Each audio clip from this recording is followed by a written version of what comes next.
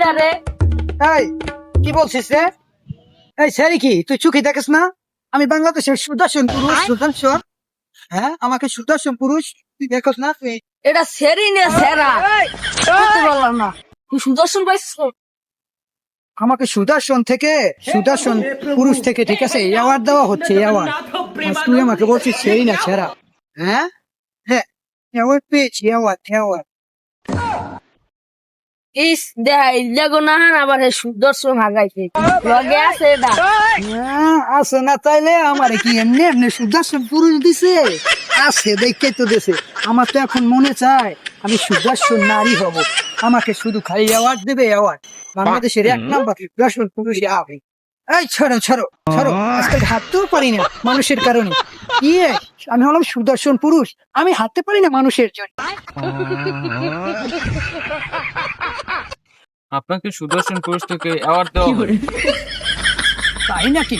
আমাকে সুদর্শন পুরুষ থেকে অ্যাওয়ার্ড দেওয়া হচ্ছে? জি জি তাই? জি। আসসালামু আলাইকুম। ওয়ালাইকুম সালাম। ভাই ভালো আছে? জি, ভালো আছি। ভাই আপনি ঠাডা মাংতেছেন এসেছিলাম। আপনি দেশ সুদর্শন পুরুষ আপনাকে কেমন লাগে? আমার কাছে অনেক ভালো লাগতেছে, কারণ বাংলাদেশে একটা ব্যক্তি আমি, যে আমার যে সুন্দর সুন্দর বাংলাদেশের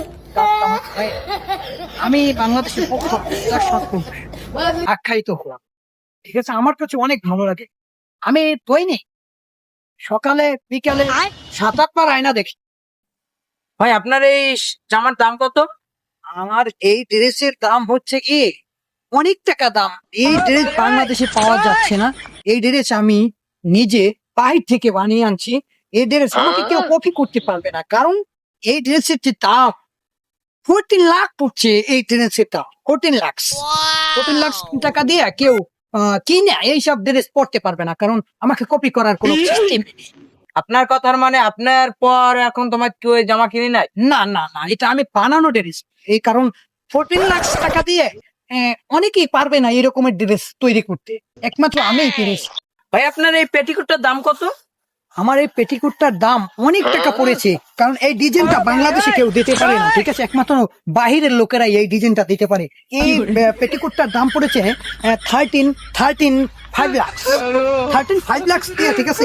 এদেশের অনেক লোকেই এইটা বানানো সম্ভব না, এটা আমার পক্ষে একমাত্র সম্ভব।